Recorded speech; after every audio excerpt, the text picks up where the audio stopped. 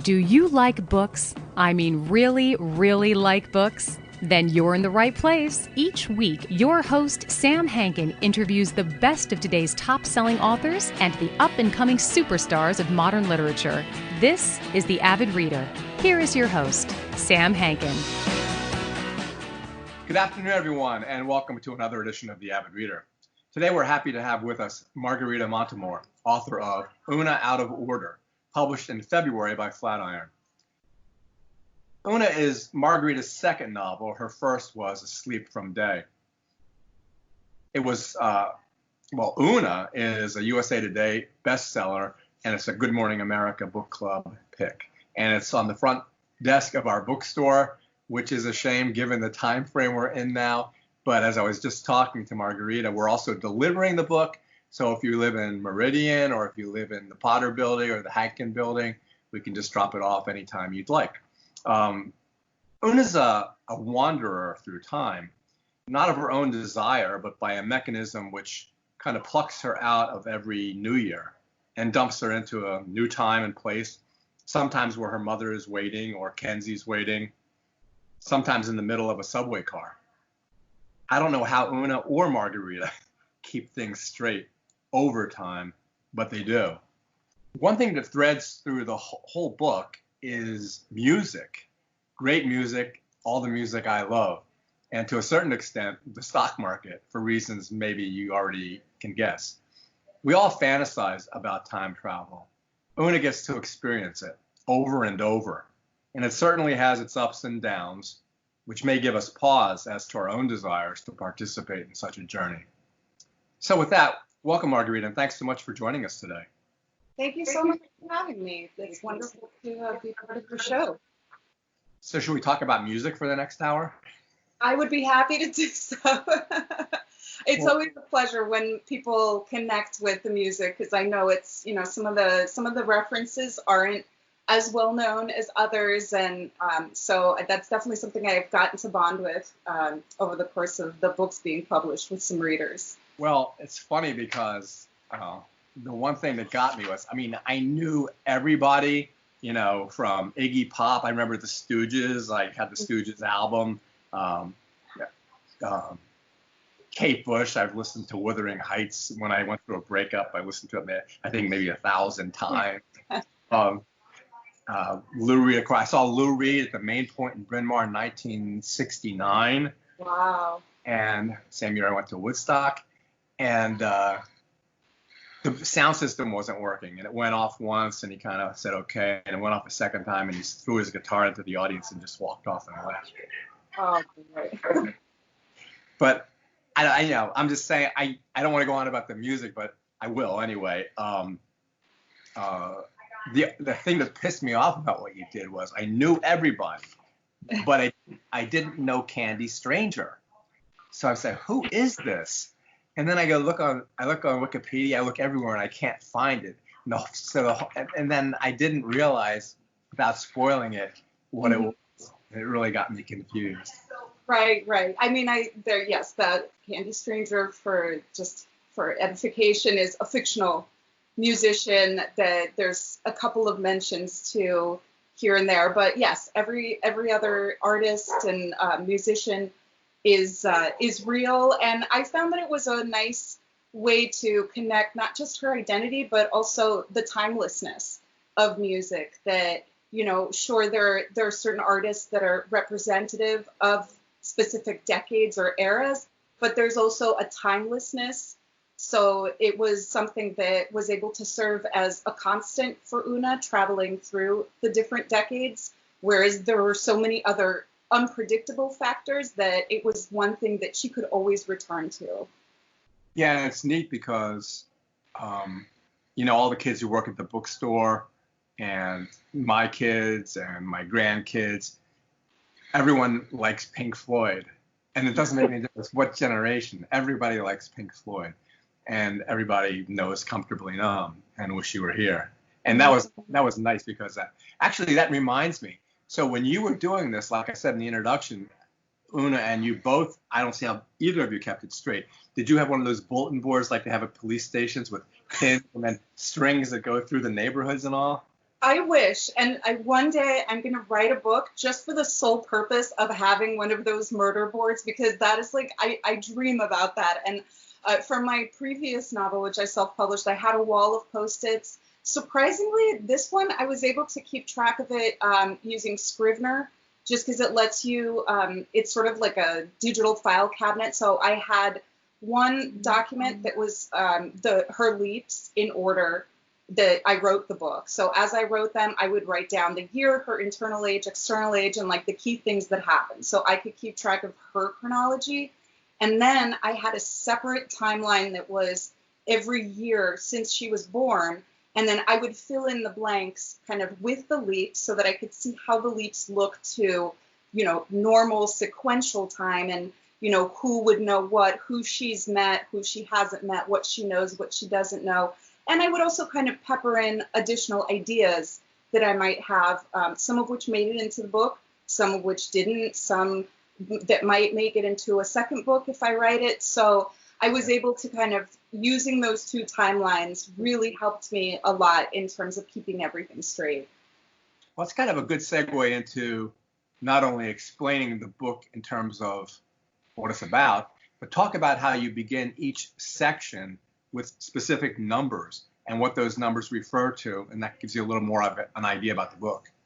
Right. So in the first chapter is 1982, 1818. So it's New Year's Eve, and when the clock strikes midnight, Oona Lockhart is going to turn 19. She's in New York. She's kind of at a crossroads with her life. She needs to decide whether she's going to kind of pursue a more academic opportunity that's come to her, or a more creative, music-oriented opportunity. And so she has this big decision to make, and she kind of wishes that she didn't have to make it, and her wish comes true because at the stroke of midnight, she passes out, and she comes to in the year 2015 in her 51-year-old body, and she discovers that every year, exactly at midnight, she's going to leap or time travel into her own adult body at a different age. Yeah, and it's interesting because one of the things that runs as a thread throughout the book is this idea of how she's able to, for the most part, warn, if you will, her next incarnation of what's about to happen in that incarnation. Explain that.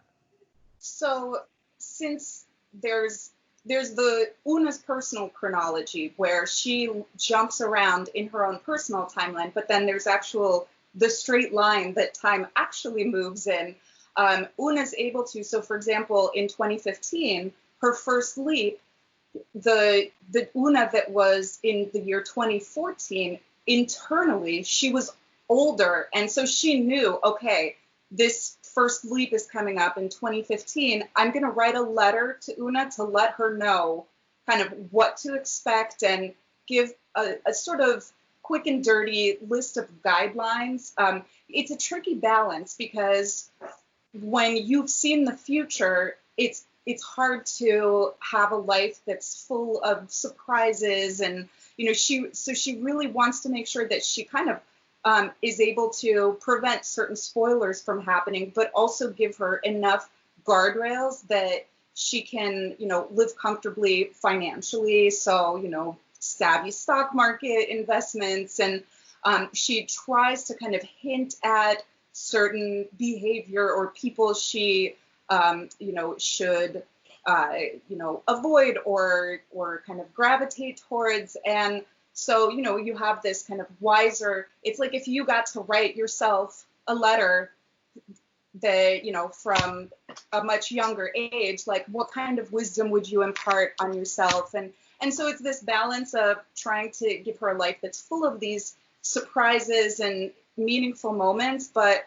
also, weather the more difficult times and kind of come to understand that making mistakes is also going to be part of what shapes you as a person. What made me really sad in the book is that when you talk about the stock market picks, in 1997, I had Google, I had Amazon, I had Apple, I had Microsoft, and I go, oh my God, $1 would be worth $1,000 today.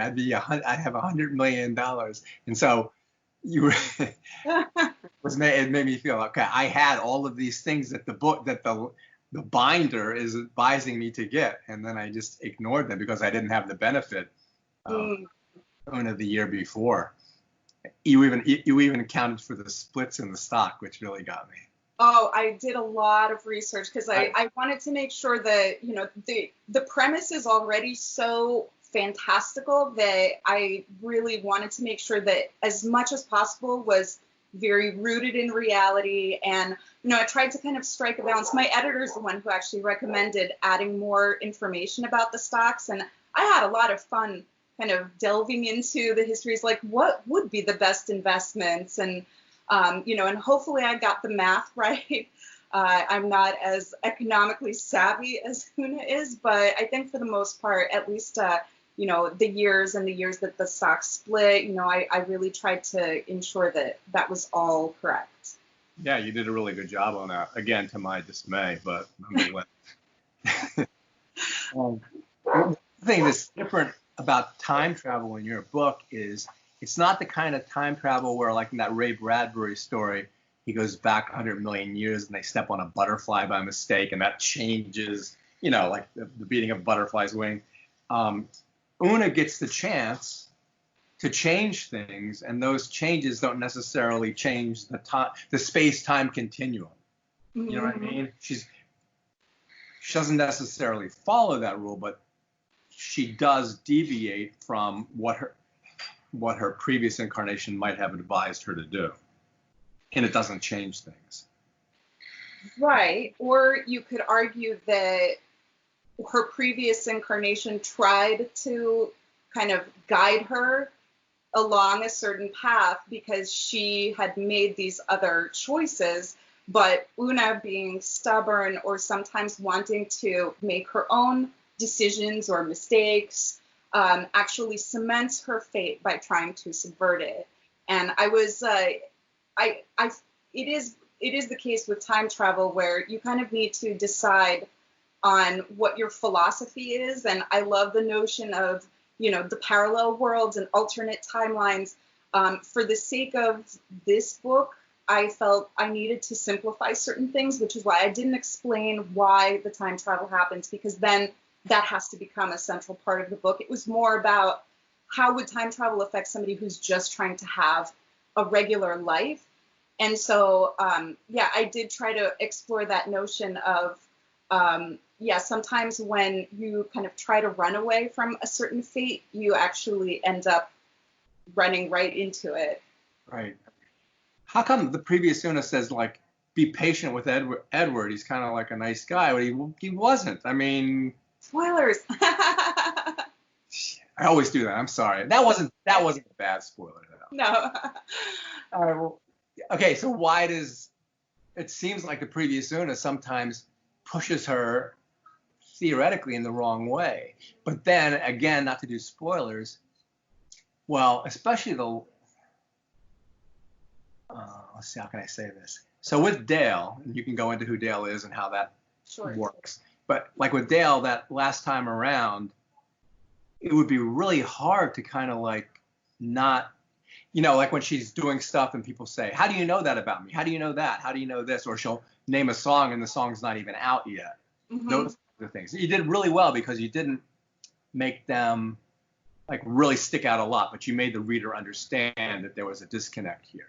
So, and that must have been hard to keep straight too. It was.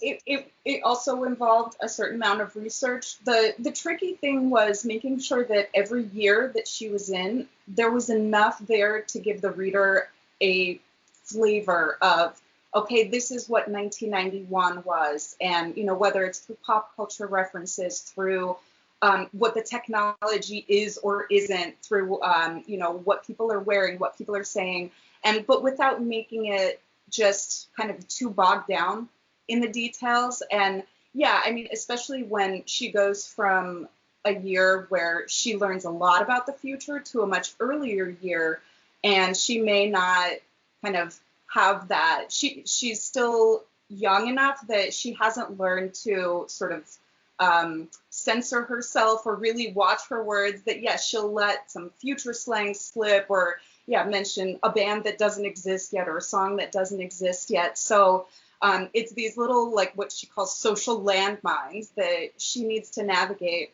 all the time. And then it works on the flip side too, where she's often thrust into these situations where she's around people who know her already, like, ending up leaping to a year where she's married to this man that's a complete stranger to her. And she needs to figure out, okay, how much do I need to wing it? How honest can I be in these certain situations? And, and that's a learning process for her too. Yeah, and I liked I liked everything about the book. And I also liked the idea that I can remember the names of characters, because whenever I can remember the names, I know I've read a good book. But like Dale or Edward, or Madeline, or Kenzie. So the idea was, like, you also, like, there was like these little stories that were like, okay, here's a romance story, like with Edward and what he does, and the woman who's trying to run his restaurant and all that stuff. And that's like a little vignette that kind of fits into the novel. And that's interesting. Is that the way it started? Because I remember reading something about how you said when you edit it, like 1/3 is completely different. Yes, and that was actually the early version of the book. Felt a lot more like, kind of, as she says to herself in one of the letters, your life is a series of short stories.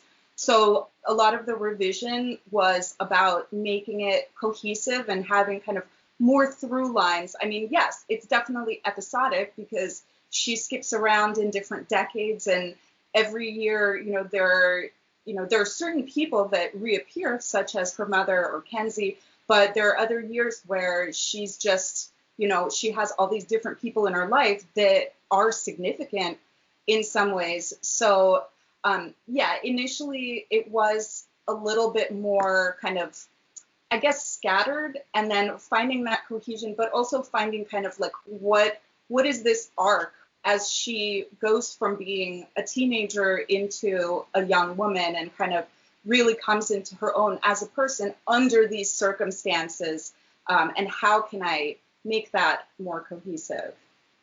Yeah, and the other thing is too, as she goes through time after time after time, she begins to collect things, and she has this shelf of tchotchkes, kind of.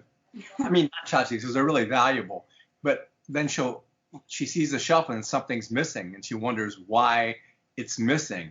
And that also, I could never do that, because I could never do the timeline of keeping those symbols where they belonged. How'd you do that? That was something too that I added in revisions to kind of tie everything together, like, because she has rules where she's not, she doesn't let herself keep photographs, so that she doesn't know what she looked like from year to year, what people were in her life. Again, no spoilers. That's one of her big life mottos. But at the same time, she does have a closet that contains some outfits that she's worn in the past, and this sort of tchotchke, or this cabinet of knickknacks is her way of having a little reminder of every year. So for me, it was fun to kind of think of, like, okay, what's going to be in that cabinet or not be in that cabinet. And then I also added a few knickknacks that are not in the book, that, just as little Easter eggs of, okay, this will be something for me to build off of if I do write the second book. Like, what is the glass igloo, or like the little Venetian mask, and what's going to be the story behind the Fabergé egg. So it was nice to kind of leave the question marks for Oona, for the reader, and even for myself as the writer. Yeah, I thought about that when I often thought about the sequel, because I was waiting for Oona to come into a body that was like 80 years old. Mm-hmm. What if she came into 12 years old or 8 years old? And I wondered about that. I thought, well, did you think about that? Or, yeah, did you?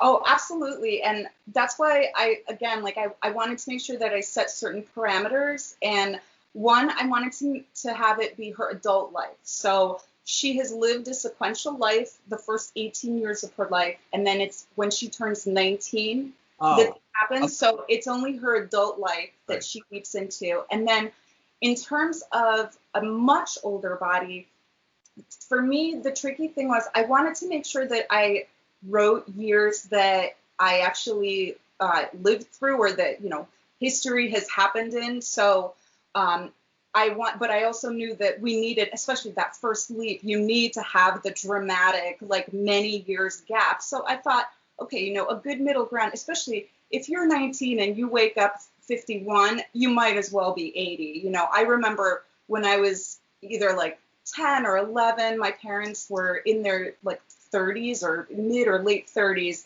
And I said to my mom, I was like, oh, you're, 30 something, you're old, so, I think that would be such a shock for anybody. But also I wanted to make sure, again, so that I can use the current events and the pop culture, all of those touch points, and keep it very realistic. I mean, my goodness, if I had written about 2020 when I started writing this book in, 16, there's a lot of important stuff that I just would not have been able to guess at or predict. So I'm glad I kept it kind of to that, to those limitations. But I do have some ideas for the second book where at least one leap would take her kind of further and give us a glimpse into what her later life looks like. And I also think that the second book, one of the things that I wanted to explore with this first book is kind of the notion of aging and what are we supposed to feel like at a certain age? What is a 40-year-old supposed to feel like? What is a 50-year-old supposed to feel like? And what does that matter versus kind of the meaning that we create for ourselves in our life? And, because she does kind of spend most of the book in her 20s, I think it would be interesting as she gets older and as she spends more time in her older self, to also explore the notion of like kind of that second chapter and how, we even just characters in books and shows, mostly they're in their 20s and their 30s. And, but here's somebody who's living a meaningful life in her 50s and 60s. And so I think that would be fun to really delve into. I remember when I was a kid and I was reading all this science fiction stuff, and I go, I can't wait till the year 2000. And then I go, oh, I'll be 48. What's the point? I would be so old I wouldn't be able to enjoy any of it. And that really bothered me too. It bothered me a couple of times when she sees herself in this 51-year-old old saggy body, and I go, yeah, I was 51 once, and I didn't think now that I look back on it, it seems that was young, wasn't it? Mm-hmm. It's funny how that works. Oh, the other thing that's really cool is you can create your own time machines, and I did it too. I remember when I graduated elementary school, and I was walking home, and I remember I was walking on the sidewalk, and there's this little hill on the right-hand side, and I said to myself, no matter how old I get, I'm going to remember this exact moment. Mm-hmm. And I did it. And I have this link to that exact moment in my head. And that reminded me a little bit of the book, too. That's great. And the other thing that's cool is that, and this maybe you're thinking about in the sequel, is this is not really a spoiler, you never really explore the mechanism. Mm-mm. Why is this happening? What is happening? Why is it happening when it's happening? Yeah. And I think that was kind of cool because usually you have to go into some kind of convoluted reason, some deus machina to have it happen. Yes. So that must have been very intentional. And I gave that a lot of thought. And I went back and forth on it. And I just felt like there was no way to satisfactorily explain it without making it a larger part of the book. Because if you know why or how it happens, then you have to have some of the story dedicated to her trying to stop it or reverse it and somehow, kind of go back to living sequentially. And then it becomes a different type of book. And, for me, with the time travel stories, I feel like so many of them are about trying to prevent or change really significant events in history. And the stories that I really gravitate to, I mean, granted, I love pretty much all time travel stories, but the ones that really leave a deep impression on me tell the more personal tales and just focus more on relationships and identity. So I thought it would be fun to use time travel more as a way to explore something like imposter syndrome, where you wake up and you're expected to be this person that at this age, and on the inside, how many of us wake up feeling like we're totally a different age on the inside, and or wake up and this person that we've known for years seems like a total stranger to us. So it was a way to kind of take those familiar feelings and sort of magnify them under the lens of time travel and explore kind of these more personal issues relating to identity. Yeah, and like you, that in so many ways we seem similar, the music and the stock market. But the other thing is, whenever you start a new time travel book, you always think, well, how can it be different? There's so many of them. Mm-hmm. And how can there be a different premise and a different idea about whether your past actions or you're going to meet yourself as a child, that kind of thing. But in this one, you're swept into it. You kind of never really ponder that. You never really think, oh, why is this not happening? Why is this not happening? It's just different, and you accept it. And I don't know how you were able to do that. You slip past something. I don't know, to be honest, because I have such a great admiration for anybody that's able to write a time travel story, and especially like really complicated ones like the movie Primer still just turns my brain into a pretzel every time I watch it.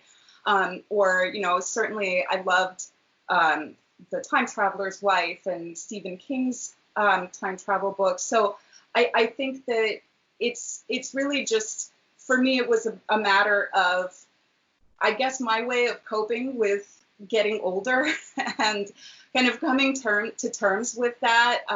Initially it started out as an excuse to indulge in my nostalgia. Like, hey, if I write a time travel book, I get to revisit these years, and she can be whatever age that I make her in these years. And kind of as time went on and I wrote the story, and the character grew, and my thinking evolved too into realizing that there's something important about being every age. It's not like your life ends or your purpose ends. It's about always discovering what that is. And there's a part of the book where Oona comes to the realization kind of later on where she realizes that every year there are going to be she's going to lose something or someone every year and gain something or someone. So, that every year has its advantages and every year has its drawbacks, whether it's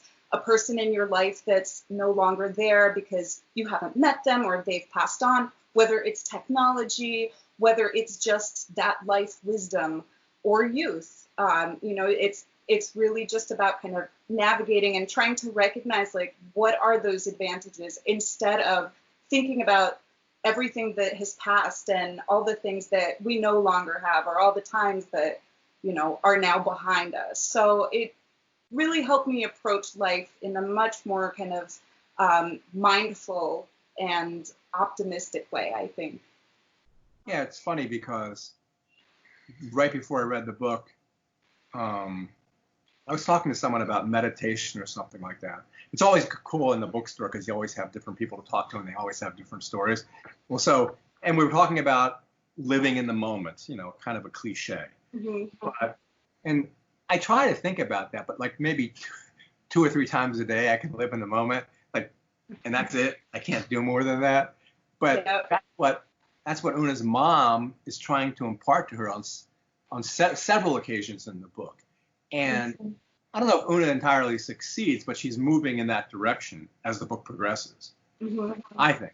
And she really has no choice because, I mean, granted, her moments are made up of year-long periods, but, you know, that's really, she's going to have to find a way to make peace with her existence and the fact that it is so episodic. So, you know, if you begin a year in a relationship with someone, knowing in the future you're no longer with that person, you know, that's a choice of, do you try to avoid that relationship entirely in order to kind of, you know, sidestep the pain and the ending of it and knowing that it's going to, you know, it is going to come to some kind of conclusion? Or do you enjoy the benefits and just those happy moments, knowing that, you know, it is still going to come to an end? And I mean, I think really when you look at life, there are no guarantees. Just because we live sequentially,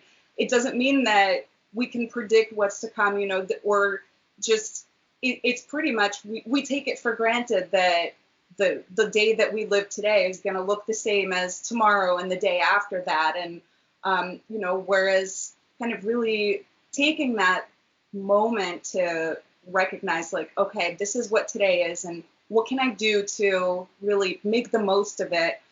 Again, that's something that I struggle with to this day, but it's definitely during the course of writing the book, it's helped me. And especially right now in these times, I see readers responding to the book, and it's so great to, you know, see that they also are taking away, like, okay, it's so important to, you know, live in the moment, make the most of today. And so I have to keep reminding myself to do the same thing of, like, all right, you know, like, I need to take a page out of this book, because that's how, you know, we're gonna kind of make it through this more uncertain, difficult time. Yeah, and one of the things that many of us are doing during this time is going through possessions and getting rid of things, and because you have nothing else to do in the house, so you clean up, do projects. So the hardest thing in the world is getting rid of pictures, photographs. Mm-hmm. And I have so many of them. You can kind of cheat now because you can always take a picture of the picture on your phone. But I look at one like Samantha and Annie when they were like 6 and 3, and I took them to the Nutcracker, and they're standing on either side of the Mouse King. Wow. And I don't like, all my life I haven't liked doing that because it makes me sad. It makes me really sad because that was then. And then I'm not saying you did this, but now I kind of look at it like, okay, that happened, and it was a really happy thing that happened. So, okay, that's what it was. It's not like it didn't happen. Yeah. And I can't take myself back there, but I can. And then, okay, the picture memorializes it, and maybe I'll take a picture of it, but I don't need the picture. It happened in my life. Oh, I'm a digital hoarder. Like, I also, you know, every picture, and I mean, I have a really, really tough time getting rid of, like, any books or, you know, especially anything with sentimental value. I have, like, boxes of letters and little mementos, and I am generally a very, very nostalgic person, whether it's, you know, rereading my old diaries or, you know, looking through things, or whether it's just kind of looking back. Like, I love everything to do with the 80s and, you know, glamorizing that decade and how I was born too late to fully enjoy it. But I've had to kind of, it's like a drug, nostalgia, where, you know, it's so easy to kind of indulge and overindulge to the point where you're living in the past. And, you know, I think finding that balance of reliving those memories and having that pleasant moment versus letting it kind of overwhelm you to the point where, you know, you're just kind of, if it prevents you from kind of moving forward or living your day-to-day life. Like, I found that it's better for me to kind of enjoy nostalgia in smaller doses, or use that nostalgia towards some kind of purpose. Like, if I am using it for a writing project or research for, like, what a particular year was like or period in my life was like. So I try to kind of be a little more spare and utilitarian when it comes to nostalgia. And I found it's working well for me so far. Yeah, the thing I've learned about books is they're really heavy. And so your life is basically moving mass around. And when I first started my first bookstore, I was thinking, okay, I'll get all the books out of my house, but it's not like I'm throwing them away and taking them to a bookstore. And then when I went home, they were all still there, because you just keep getting them. And you can't, you can't put a book into the dumpster. You just can't do it. It's impossible.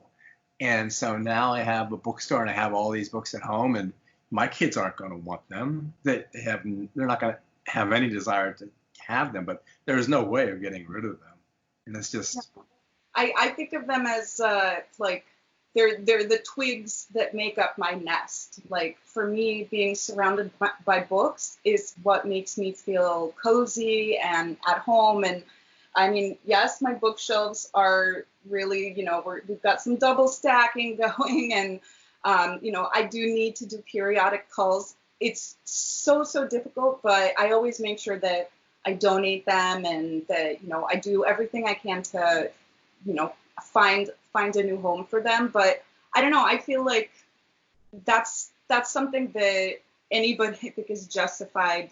There's no such thing in my book as having too big of a library, and having more digital books, more ebooks has definitely helped me, but I'm never going to stop owning physical books. And I think, for me to have that sense of comfort and home, and to have those physical objects in case there's a blackout or just, whatever it is, just to still be able to hold physical books in my hand, nothing will ever, come close to that feeling or completely overtake it. Yeah, and the other way I've always looked at it is, it's an addiction, but it's better than crack. So if you're going to be addicted to something, being addicted to books is a really good addiction. Absolutely. And the other thing since I also have this, because I think I got a NetGalley. Yeah, I did. I got a NetGalley of it. So the other thing is that when you read it on your iPad or your Kindle or whatever device you use it on, one, I can find out when Kenzie's name first appeared in the book, if I'm trying to, okay, where, or I can take notes for the interview, or I can look at a word that I've never seen before and get it defined. There are lots of really cool things about that. Oh, sure. I mean, and, even the last vacation that I went on, I'll always bring physical books, but being able to bring my tablet with me that had like 50 books that I uploaded specifically for the vacation on it was fantastic. And so, having suitcases that don't feel like they're completely stuffed with bricks, that's definitely an advantage. But again, like for me, it's both. Right now, I've been reading more ebooks just because the dog sleeps in the bedroom and is sensitive to light because she's a little princess. So having my my tablet, being able to kind of hide it under the covers and not disturb her, that's sort of become my habit now. Yeah, and you're right. When you travel, I don't want to be taking Sapiens or the new translation of Don Quixote. It's like, it's 10 pounds more to lug around. I'm never going to do that. I'm never going to take a big book with me. Yeah. It's just not worth it. Yeah. Hey, so let's talk about, I love epigraphs. So let's talk about yours, because it's kind of like a gnomon of the book, and it's by two really cool filmmakers. But do you have it in front of you? Do you want to read it? Okay. Yes. Okay. It is, so it's a quote from the movie Wings of Desire, and it's translated from German. Time heals all, but what if time itself is the disease? Yeah, and so at first I thought that was somewhat pessimistic, but then as you read the book, it's much more understandable. And it doesn't mean like, it's a disease that's a fatal disease or anything like that, but it's also something that we're all stuck with. We're stuck with it. And as I said in the introduction, there are its ups and downs, and you've delved into that to a certain extent as well. So I thought it was, how did you come up with that? Did you write the book and then come up with the epigraph, or did you always think of that in the back of your mind? Or Wings of Desire is my favorite movie of all time, and since I saw it when I was 17 or 18, and as soon as I saw it, I was like, this is my favorite movie, and it has remained my favorite movie ever since. And there's so many different quotes from that I love, but that one in particular always just kind of stuck with me and just the dichotomy of it, that we always try to, like, just that saying, time heals all, this too shall pass, but it's at the same time, time is the thing that is slowly kind of eroding us, and we're all at the mercy of this clock. So exploring, I thought it was just the perfect setup, especially because she refers to her condition as quote unquote time sickness, because the way that she experiences time is it's abnormal compared to everybody else. So so I just thought it was this really, really good balance. And like you said, even though yes, it's the sickness, it's the disease, but it's also kind of, we have to find the cure within that as well. And like, we have to make peace with the time and kind of learn to make time our friend, even though it's everybody's enemy kind of at the very end. Well, it kills us all. Right. How come you made her wake up that one year in the subway car? That wasn't originally the way that she kind of came to. That was one of the things I changed. I realized that because a number of the leaps, she's in her house, that the Park Slope brownstone, and so for me, I wanted to challenge myself to think of what are some more unusual settings where she can leap. And there was one that I really loved, that it was a leap I had to cut from 1985, where she begins the year in Times Square, in the middle of Times Square in 1985. And of course, she's like, why would I possibly be here? What was I thinking? But that whole section, it just didn't work kind of to give that cohesiveness with the rest of the story. So as I was rewriting it, I was also challenging myself of like, okay, what are interesting places where she could come to, but that aren't going to feel contrived, where there would be even though in the beginning she's like, why in the world would I be on the subway? Sooner or later, it becomes clear like how and why that happened. So kind of, I wanted to marry logic with novelty.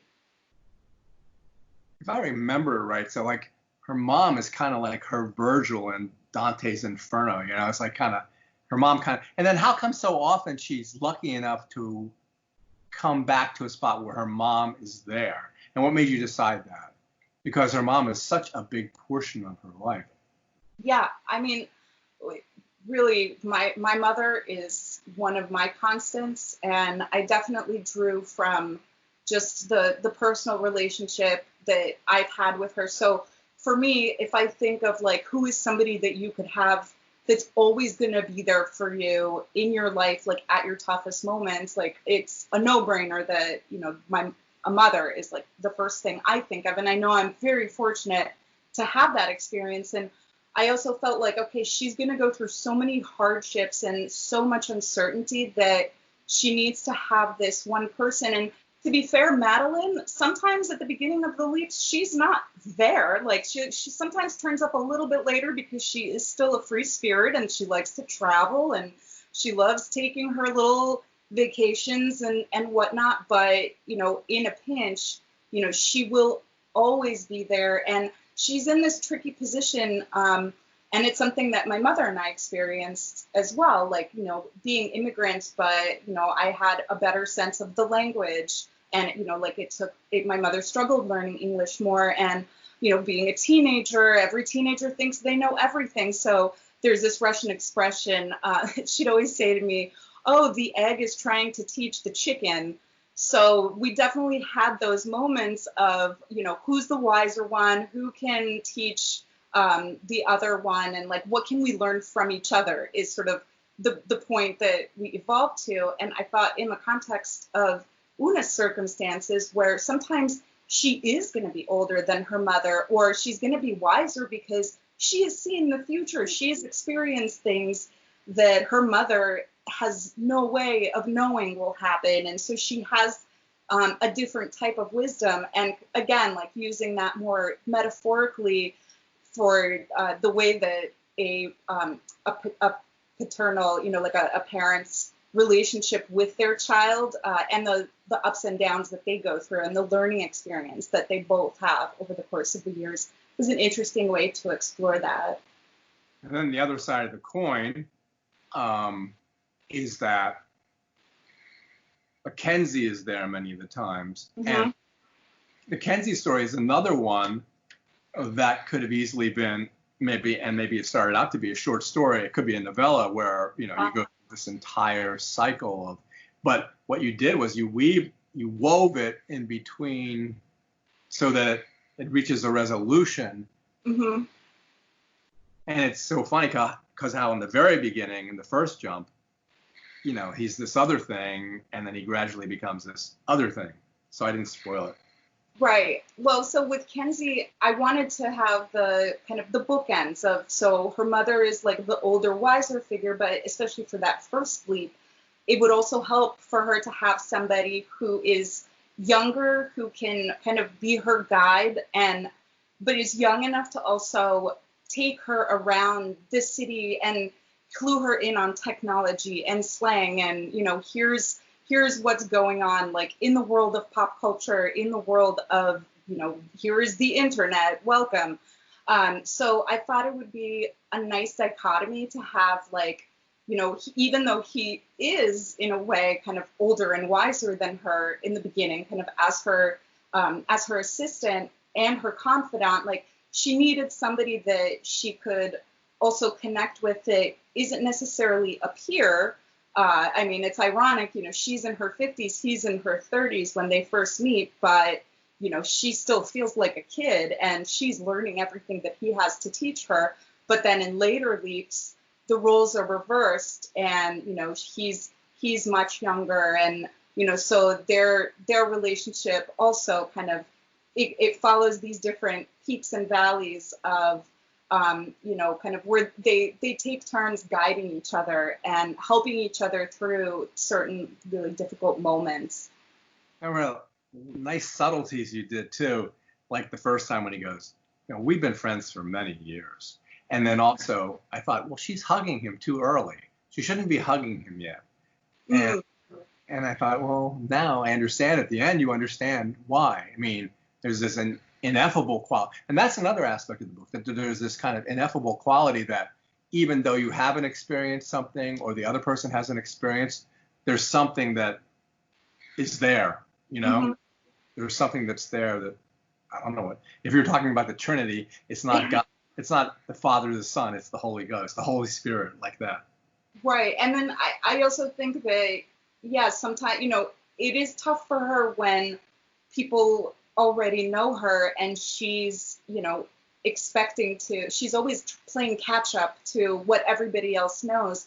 But with Kenzie, because during that first leap, he's so open with her and patient, and he just really just opens this world of, okay, you have so much to catch up on for, these decades that you've skipped over, but, not only am I gonna like help you through it step by step, but I'm also gonna like be your guide and around the city, and we're gonna have like fun moments too. And so like just, she does have this immediate kinship with him because he's so generous with his time, with his patience. And so, it's like a baby duck imprinting on somebody, like there is this innate connection that even though he's known her much longer, the more time passes, the more she sees, well, of course, like, it's,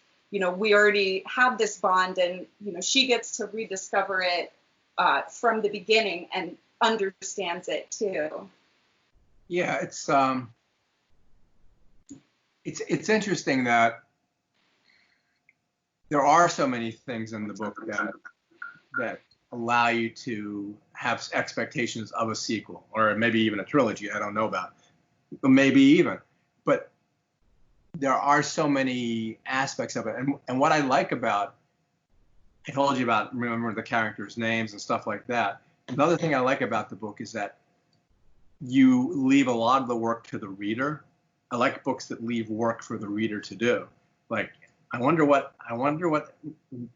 where she's going to go. Where is she going to go next? And I wonder who she's going to meet, or who she's already met and has to change a relationship with. So you left it, more than almost any book, it just perforce, you leave it wide open for the reader to just daydream about it. That's kind of cool.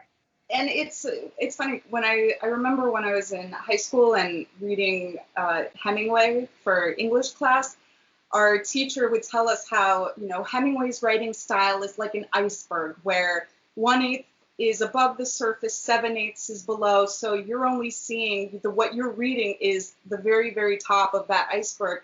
And I remember feeling so frustrated, like 7/8, that's kind of not fair to make the reader infer that much and do that much work. So for me, as I grew up as a reader and a writer, I found that the fiction I gravitated towards was, not all surface, but not all kind of glacier either. And I like that balance of, we're in this together. So I'm going to give you, like, let's say 50-50, or like, I will give you as much as I can, but I think I trust your intelligence and your imagination to fill in certain blanks. And yeah, I think that is part of the joy, is trying to figure out kind of, well, what would happen after, the last page, or, what are these in-between spaces? What do these other leaps look like? What does the conversation of Oona first telling Madeline about her time sickness, what would that look like? And so it's something that I also kind of, it gives me pause, and it gives me mixed feelings about writing the sequel, where, I want to still kind of leave those empty, those question marks there for the reader to ponder, and at the same time kind of makes me curious of, like, can I do it justice and really give her, another story and extend her story in a way that would still kind of provide enough details and enough different aspects under the surface to make it satisfying for a reader. Well, the good thing is you have all the time in the world. At sometime, but yeah, it's definitely fun to think about. Oh, there's so many cool things you could do. It's funny you mentioned Hemingway, because I remember when we had to read The Old Man and the Sea, and I was like, this is so easy, a 12-year-old could read it and all that. So you read it and you go, like, these are words of one syllable or two syllables most, and then you finish it and you think, okay, well, that took me a couple hours, but then you could spend the rest of your life pondering, or you can write like Faulkner. I mean, you could be as dense as, yeah, I know, I can't do it, but yeah. But yeah, so you read that and you're thinking, this is just kind of like a really, and I tried writing a story about a fisherman one time and writing it that way. It's really hard. It's really hard to write that way. And so yes, there is 9/10 of that book is underwater. And the reader has more work there than in almost any book that I've ever read. Yeah, and I mean, I can appreciate that about, certain works of literature, but, for me, I try to write the types of books that I enjoy reading. And, it was the same thing with, like, as much as I love time travel, like, what's a time travel story that I wish existed? Like, that was kind of one of the questions simmering in the back of my head. And just in terms of the writing itself, I guess the way that my philosophy, or the way that I look at it, is I want to give readers a story that, will engage them just on a pure level of, characters and plot, will, like, make them want to keep turning the pages. However, if they want to go beneath the surface, there is more glacier there. There are other themes and, symbolism and other areas that they can explore and look more deeply into. So it's there if you want it. And if you don't, if you just want the time travel adventures, that's there too. So, and it's something I definitely appreciate about books that I read, that can marry those two things of like giving you the substance and giving you the thought-provoking elements, as well as giving you that story where you are just super hooked in and engaged the entire time. It's definitely a challenge to write it, and as a reader, I love books that are able to accomplish that.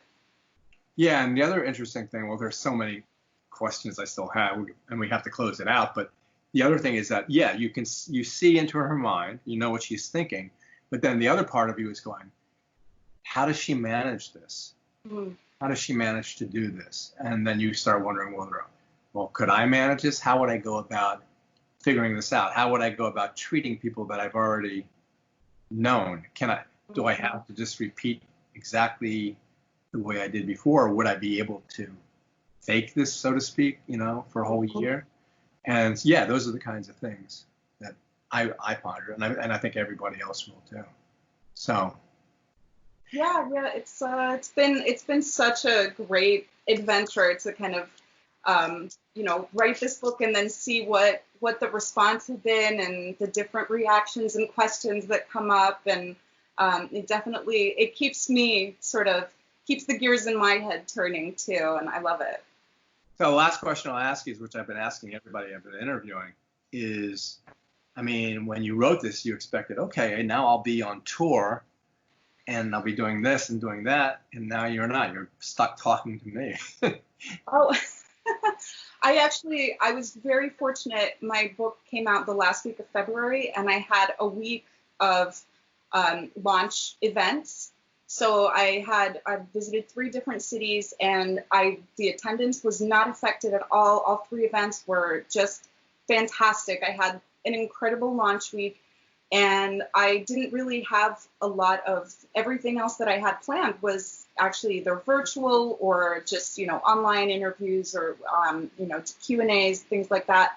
So I know that I'm in a very unique position that, my heart goes out to authors who just had books coming out or, are about to release books. But I think that we have to adapt no matter what. And personally, I love having virtual book club meetings. And, that's something that I was planning to do anyway. Unfortunately, I have some local book clubs that I would have loved to meet with face to face, but you know what? We still get to talk face to face. And doing interviews via video chat, to be perfectly honest, it's not the worst thing in the world to be able to wear pajama bottoms and still kind of do all the promotional activities. So again, for me, I look at it, I try to view it from a more positive side of things. And so for me, being an only child and a bit of a homebody, having this, being forced to stay at home, I've adapted to very, very well, to be honest. Plus, you can hang out with your dog and you can order food while you're doing all this stuff. My dog, my husband, he's an artist, I'm a writer. The things that we love to do the most involve being in a room and doing them. So really, other than taking the dog for hikes in the woods, she's had to make more adjustments than we have to some extent. But we've been weathering it just fine, and we'll keep doing so as long as we need to stay safe. All right. Well, while you're there, you could, if you want to, start the sequel. I actually have made some notes. I've made some notes. Well, thank you so much, Margarita, for being here. I really enjoyed talking to you. I literally do have other pages of questions. But... Oh my gosh. It was such a pleasure, and I do hope, once things are a little more stable and normal, to visit your bookshop one of these days. Yeah, if you want to, we can go to Westchester and have dinner and then come here. That would be fantastic. So thank you again. It was really a pleasure. Thank you. We were talking with Margarita Montimore. Her book, Oona Out of Order, which is her second book, is an excellent time travel book. You know, usually you get these time travel books and someone goes back and meets themselves as a child or something like Back to the Future. And you know, you don't get tired of them, but they have the same kind of thematic thing. Like if you go back in time and you change one thing, it's going to alter the future inextricably. But this one's different. And once again, at first, it has this picture of a woman on the front, girl, and you might think this is a book for girls, and it's not. And it's really cool. It's about this woman who goes every New Year's Eve at the stroke of midnight. She goes back to a different time in her life. She starts out when she's 18, then she goes to 51, then she goes to 35. And it's really neat the way she divides each jump up. It came out in February, so you can get it. It's not like one that's going to be released after I interview.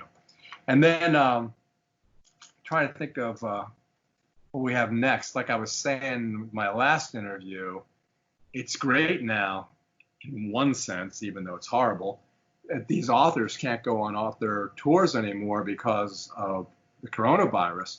So they can't sell their books. So they're more than happy to do interviews. Rebecca's always gotten great people, but now we can really get great people because they have to get their book out there and they can't go on tour. Plus, I've got them sitting on the table in my bookstore, but my bookstore's shut. So other than me delivering them around here, which there's lots of places I can do it, luckily enough, but other than that, there's no way they can get the books. As we come out of this thing, you know, I'll be able to do curbside pickup and all that, but it's still not the same. As you all know, you're all in the same boat. So in any event, we have a bunch of them coming up. The one I did want to mention is a debut novelist, C. Pam Zhang, who will discuss her highly anticipated novel, How Much of These Hills is Gold? And the coolest thing coming up is, although I don't get her directly, is there's a prequel to The Hunger Games. So the publisher of Scholastic Books, Suzanne Collins doesn't do interviews. So the publisher of Scholastic Books is going to be interviewed the day the book comes out. So at midnight, I'll sell them on the curb, midnight the 19th of May. May. It comes out 12/01, the 20th, just like the old Harry Potter books used to do. And so I get to interview him and talk about it. And if you go online, you can read excerpts from chapter 1. It starts about when Snow is a kid before he turns into this horrible dictator. And he's like, it's kind of like Anakin Skywalker before he turns into Darth Vader. And so anyway, I get to talk to the publisher. But if you go online, you can find not only selected part of chapter 1, but there's also this incredible trailer, like a movie trailer. And it's really well done. So that's going to be great. I'm looking forward to it. You know, Scholastic, between Hunger Games and picking up originally the Harry Potter series, they were almost going to go bankrupt, and now they got to be the richest publisher in the world. So be that as it may. Thanks as always for joining us here on The Avid Reader, and we hope to see you again next week. Especially in these trying times, I'm not going to say the same thing like, you know, stay safe, because yeah, that's the idea. But I hope we come out of this soon, and hope you'll be back at the bookstore when we open it up. So see you later.